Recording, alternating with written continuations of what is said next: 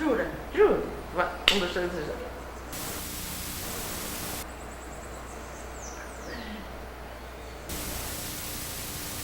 Aí era isso que era. Jura? É isso. Eu sei que era um... Não. Eu fugi da fono e fui pro teatro. Ela fugiu do direito e foi pra Pior é que arquitetura. tá tudo a ser filmado, já sei que isto vai virar de graça. Vai lá. Pode começar? Pode. Claquete.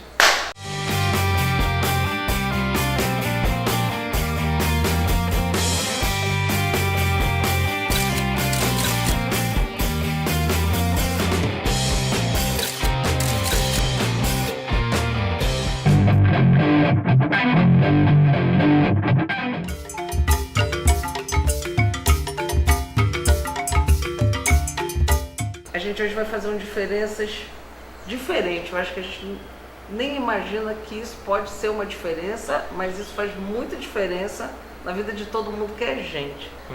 Todo mundo precisa, se a gente fosse fazer uma adivinhação, eu ia dizer, todo mundo precisa ter uma, quando não tem, quer ter, quando não tem e tem dinheiro, paga para alguém que tem a sua alugada.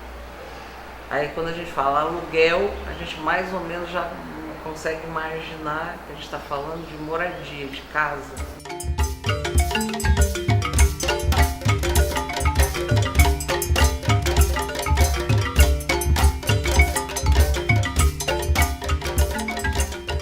Só que entrando em Salvador, sei lá, acho que já perto de 20 anos, e trabalhando com estética, com linguagem, eu nunca ouvi falar, foi uma coisa que me chamou muito a atenção quando Alice, uma das convidadas da gente, falou. Nunca ouvi falar de uma estética africana e não sei reconhecer a estética de uma casa africana aqui em Salvador, sabendo que pela lógica tem que ter 1 milhão, eu tenho que ver muitos, tropeçar, mas eu não conheço. Então, para a gente conseguir enxergar as casas africanas que a gente não consegue reconhecer porque não conhece em Salvador, eu trouxe o Fábio Velame, Alice Silva.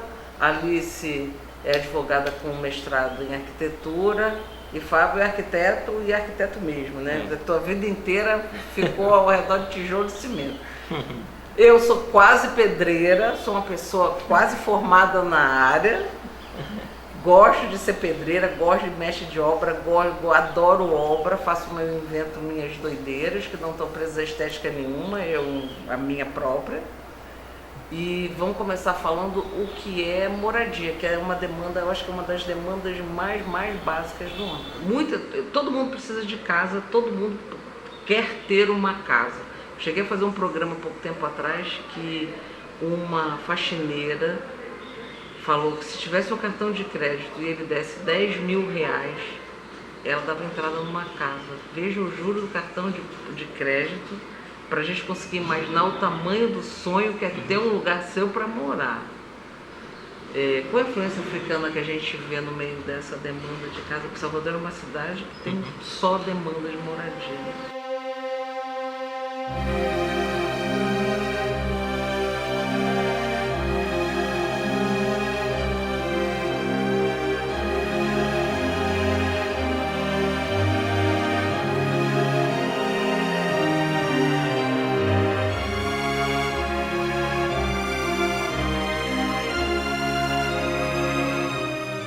A primeira casa que os africanos fizeram foi o seu próprio corpo.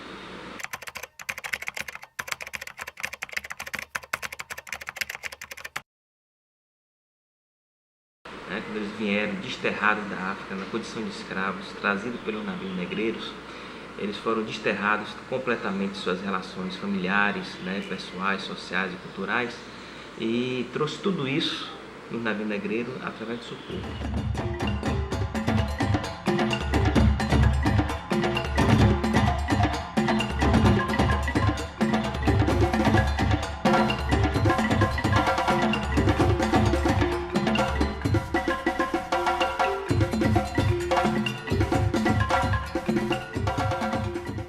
No seu corpo que estava a memória de seus pais, de seus ancestrais, a sua língua, a sua religião, seus costumes, os mitos e as lendas que trouxeram da África.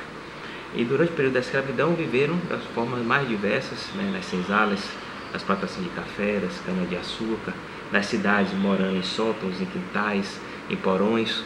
E depois da abolição eles foram praticamente esquecidos e lançados ao esquecimento e ao Deus dará na sociedade brasileira, né, com o processo de imigração dos europeus, nesse processo de embranquecimento da sociedade brasileira.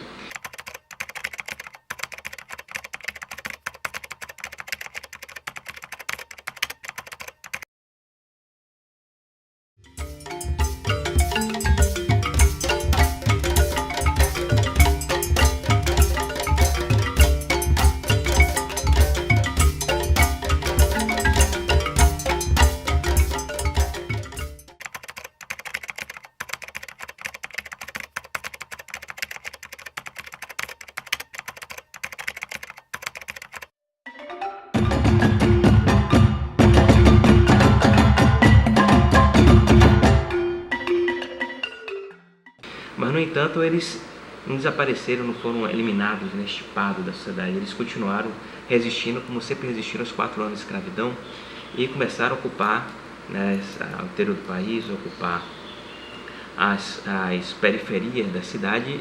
E essa permanência, essa persistência, essa resistência, entendeu, criou vários bairros nas cidades metropolitanas brasileiras que têm uma forma peculiar de se fazer e de se construir, né, que lhe dá um certo caráter, uma peculiaridade, uma diferença.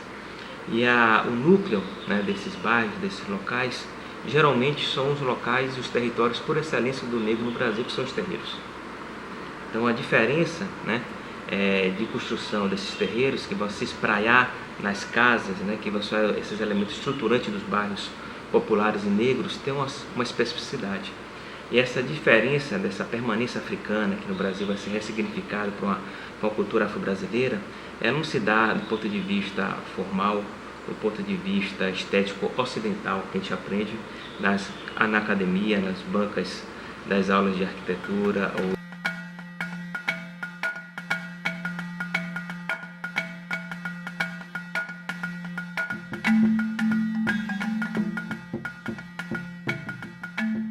Essas construções que vão se dar a partir dos terreiros, né, elas se dão a partir de outras formas, de outros processos, que são totalmente diferentes do que a gente aprende do ponto de vista acadêmico e ocidental, que se dão através da ancestralidade.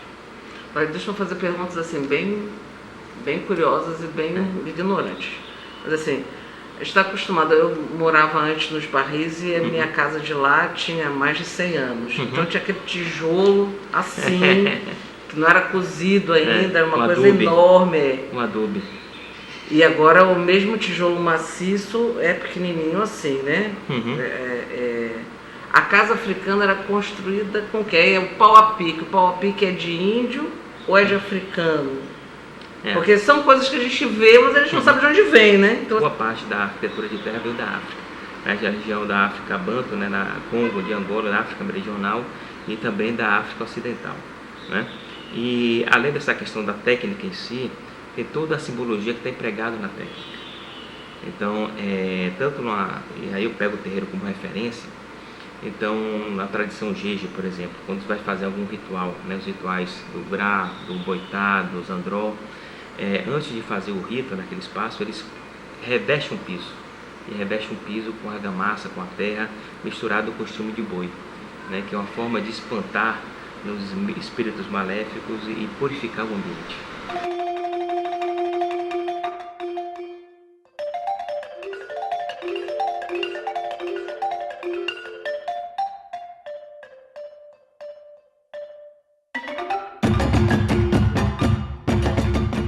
Você vai construir uma edificação, não é como nós do Ocidente, né, com a formação ocidental se coloca em termos de projeto. O Ocidente sempre colocou a natureza como algo dicotômico da sociedade do homem, um homem dominando a natureza.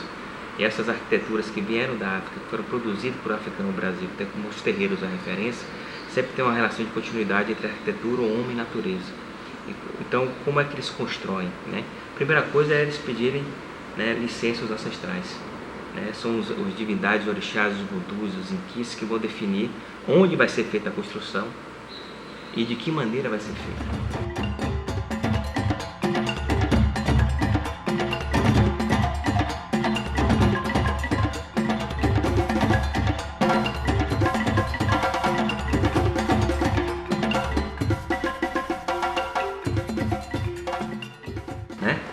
se tirar a terra, de que tipo de terra para se fazer a taipa, qual é a madeira que vai se tirar, aonde vai ser construída dentro do terreiro.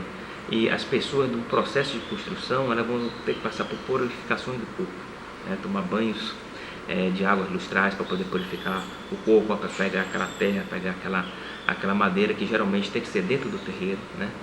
E a forma como eles constroem, antes de construir, eles têm que limpar o corpo, passar por rituais específicos de purificação do corpo, para poder pegar aquela terra, pegar aquela madeira, e é um processo de construção e fluxo de axé naquele material. E as pessoas coletivamente vão construir aquilo a partir da alta hierarquia do culto, a partir de um processo coletivo daquela comunidade construir aquela casa, aquele templo de um orixá, de um Vodun, de um Inquice.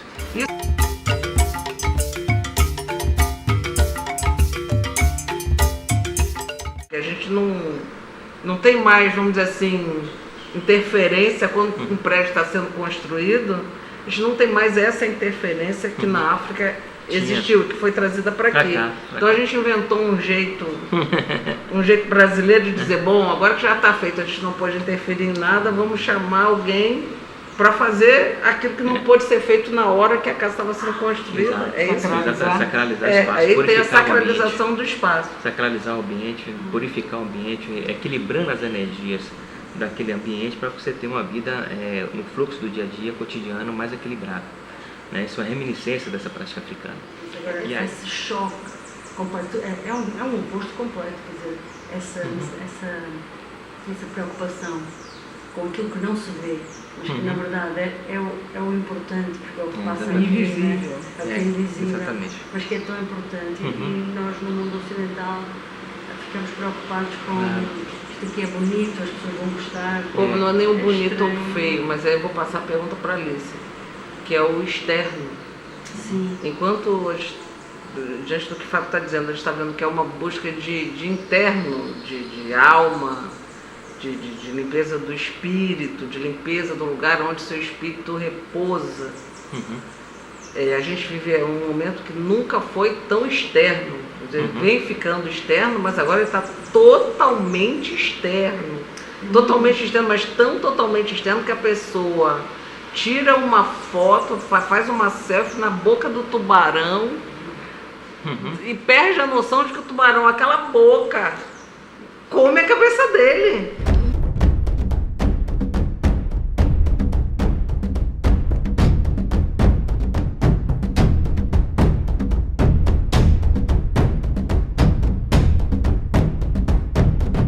E as pessoas estão sendo comidas vivas por tigre, jacaré.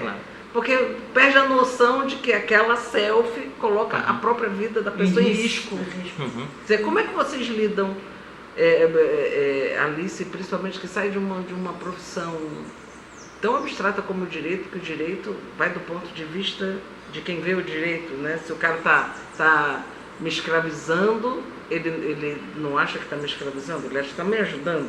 Ele não assume, ele não fala, eu escravizo pessoas.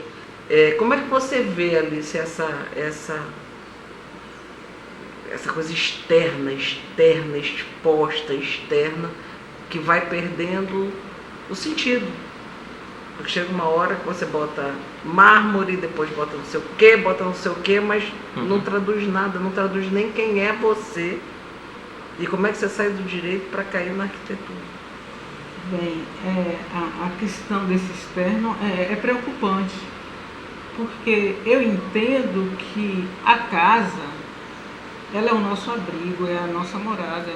E ela tem que refletir o que nós somos. É como se fosse uma espécie de correção que a pessoa tenta fazer exterior daquilo que ela não consegue mudar no interior. Poderá ser isso? Exatamente. E o que é pior, o que você constata é o seguinte, que aquele ambiente que aquela pessoa cria para mostrar, não sei se é felicidade ou se é poder, não reflete o que ela é, né? E eu acho que a moradia, ela tem que refletir o que nós somos, o que queremos ser, né? Eu acho que a casa é o nosso abrigo, é o nosso santuário. Então eu tenho que estar bem com a minha casa e não que as pessoas querem ver na minha casa. A outra pergunta é quando você diz, como é que você sai do direito Para cair na arquitetura. para cair na arquitetura? Porque o direito ele é muito positivista, é a lei. Então eu tive que ir para a arquitetura para ver como é que se dá esse processo, né? Como é que se dá essa relação? Fábio me desconstrói, porque eu chegava com várias leis e ele tentava me entender que eu não poderia ir por aquele caminho, que eu não ia conseguir nada. E aí me mandava ir para os terreiros. E qual era a minha missão? Ver como é que era a relação das pessoas, né? Como é que se davam os rituais, né? Então eu tive que me desconstruir. Eu tive que deixar o direito e ver como é que acontece esse fenômeno. Qual é a relação que se dá? Que arquitetura é essa? E aí você percebe que hoje, se nós queremos entender o mundo e tentar melhorar esse mundo, nós não podemos ficar na nossa gaveta.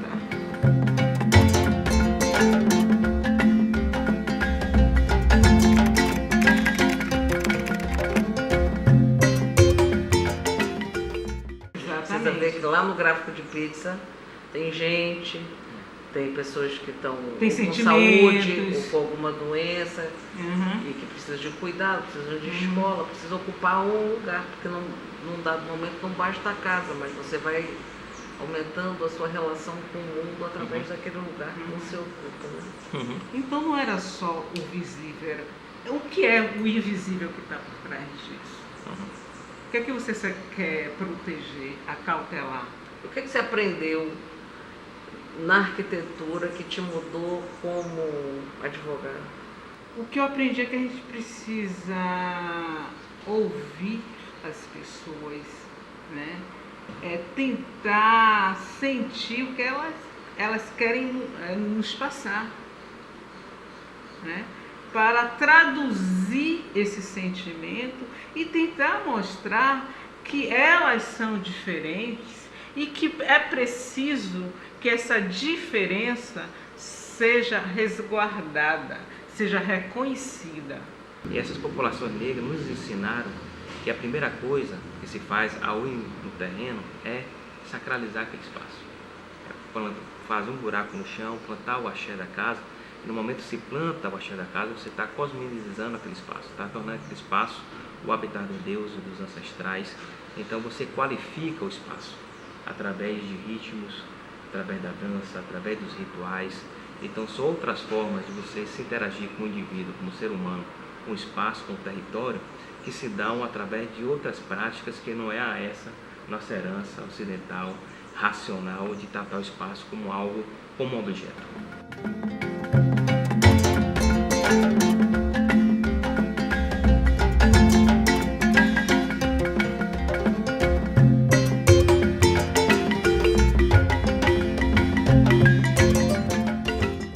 Tanto que todos os templos, todas as casas do santo, vai ter o chão, e esse chão vai ser batido e vai ter relação com a terra, porque as divindades eclodem da terra. E incorporam naquelas construções, incorporam nos corpos enquanto suas moradas, né?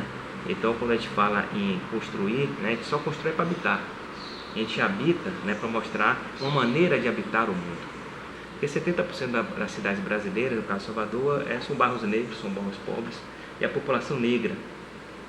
E esses terreiros são os elementos estruturantes desses bairros. Se a gente pegar os afoxés, os blocos afros, né, a associação de bairro, ela surge dos terreiros.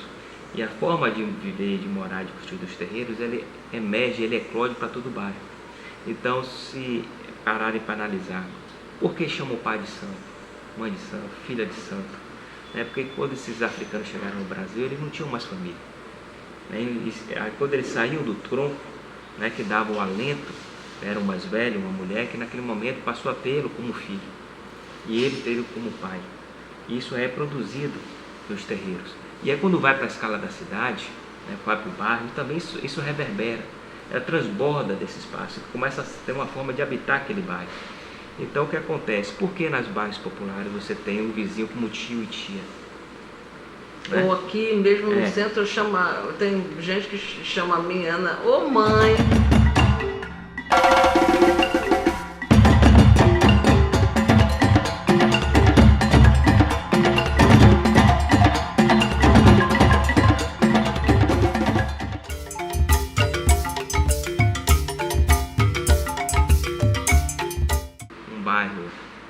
localizado com casas de 3, 4 andares, sem muitos espaços coletivos, é casa em cima de casa, e poderia se passar num olhar desapercebido essa questão de um bairro como qualquer outro da periferia das grandes metrópoles brasileiras, uma favela, né?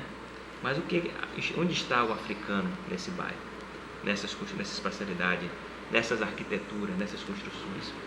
Aí entra uma coisa muito peculiar, que é essa questão do jogo do visível e do invisível, né?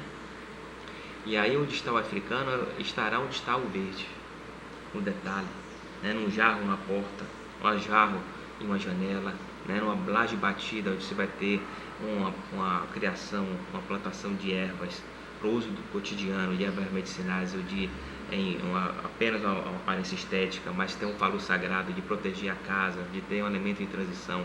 Ou seja, quanto à brutalidade do concreto, a brutalidade do cimento, a brutalidade do tijolo, em todas essas casas e seus detalhes, né, vai eclodir o verde.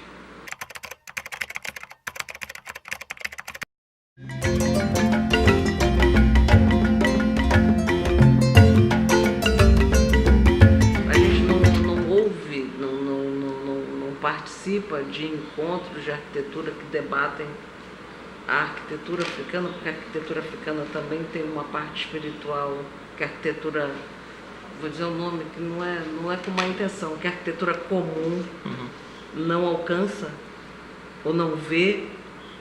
Essa questão da falta de eventos nessa área também é muito a questão da invisibilidade do negro na construção da civilização brasileira, né? Se nós pegarmos aí, qual foi a produção no campo disciplinar da arquitetura e urbanismo que tratou da contribuição do negro no processo civilizatório e construtivo das cidades brasileiras? Quase nada. Nós estudamos a arquitetura europeia desde a antiguidade, os clássicos, não se estuda a arquitetura de quilombos, não se estuda a arquitetura dos bairros negros, não se estuda a arquitetura dos terreiros de candomblé, não se estuda dos blocos afro, dos afoxés, maracatus, ou seja, todos os territórios que os negros construíram no Brasil, né, não foram estudados, não foram sistematizados e produzidos. Porque eu vejo muita diferença. Nada. Por isso que eu falei pau a pique. Porque pau a pique me parecia ser uma contribuição africana. E a de madeira amarrada com cipó me parece, pela lógica, a arquitetura índia. Indígena. Porque era muita profusão de árvore para o cara ter o trabalho de ainda ficar cavando o chão para pegar a lama, para pisar na lama e fazer daquilo. Na África não, você vê, a África para mim é alaranjada, é a terra, a terra vermelha, e o índio que vem na minha cabeça é mato, é floresta, é verde, assim, estou falando da maneira mais infantil e primitiva, é aquilo que me vem primeiro à cabeça, então é uma lógica. Tem um período que estudaram essa questão enquanto técnica construtiva, mas a técnica pela técnica, né? Nunca a relação dessa técnica com os grupos étnicos que construíram essas tecnologias, e muito menos as ressignificações que essas tecnologias têm em um determinado grupo quilombola, de terreiro, aldeia indígena. Então ficaram sempre muito restritos à questão tecnológica por si só. É o conhecimento ocidental sobre a especificidade da técnica, mas nunca avançaram no que aquela técnica traz de ancestralidade, de ritual, de dimensões simbólicas, de identidade de um grupo étnico que utiliza aquela técnica.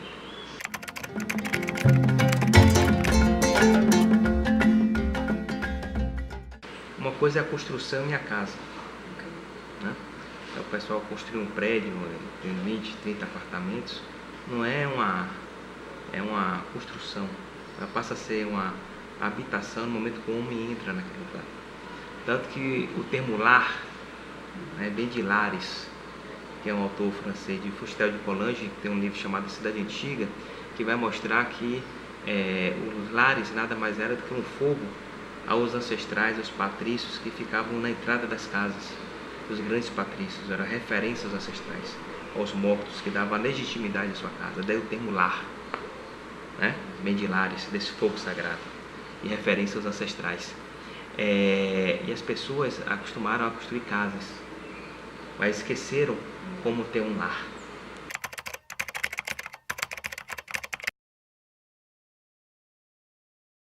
Como uma pessoa totalmente ocidentalizada, chega lá em Cajazeiras e enxerga na Pedra de Xangô uma obra da arquitetura da natureza, para ela ser respeitada, para ela ser venerada.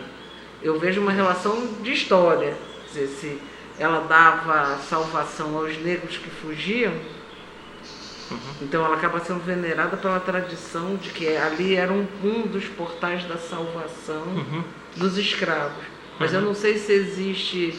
E aí ela vai entrando para o espiritual, né? Porque ela vai sendo venerada. Mas antes disso ela já era pedra.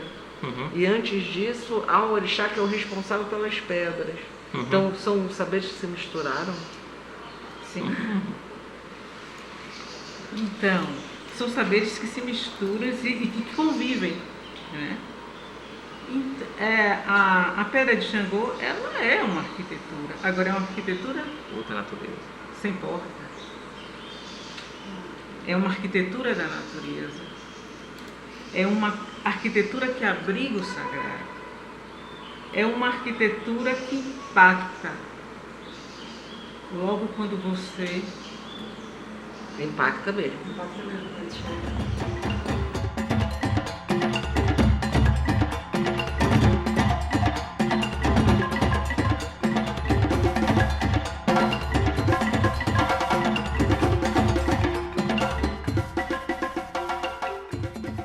E é essa arquitetura que nós precisamos preservar, né? Com esse olhar que é o olhar da arquitetura afro-brasileira. E é isso que nós estamos querendo mostrar, que ali é um espaço, morada dos orixás, morada dos voduns, morada dos inquices, né? É uma área de remanescentes de quilombos. É uma área, morada dos índios tupinambás, né? E é a história da nossa cidade. E essa história que está no miolo de Salvador, que há 12 anos se encontrava invisível. Existe uma arquitetura afro-brasileira e que nós estamos discutindo isso na academia. Mas não estamos discutindo na academia como intelectual. Nós estamos de mãos dadas com esses saberes, com esses movimentos sociais, com esses movimentos religiosos, para mostrar que isso também é arquitetura. Não é arquitetura de cal e pedra, é arquitetura que foi construída, é arquitetura afro-brasileira, é a nossa ancestralidade. E é essa arquitetura que nós queremos mostrar.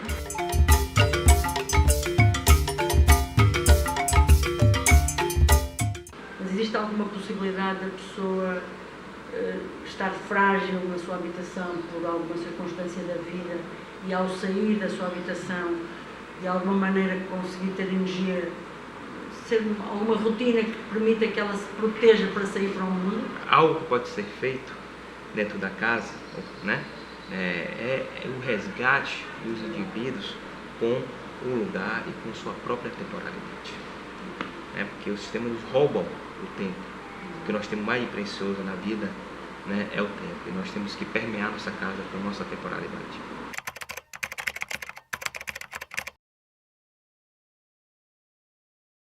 Se não sabe viver consigo, vive com os outros, com o barulho, com as outras coisas, e é impressionante realmente.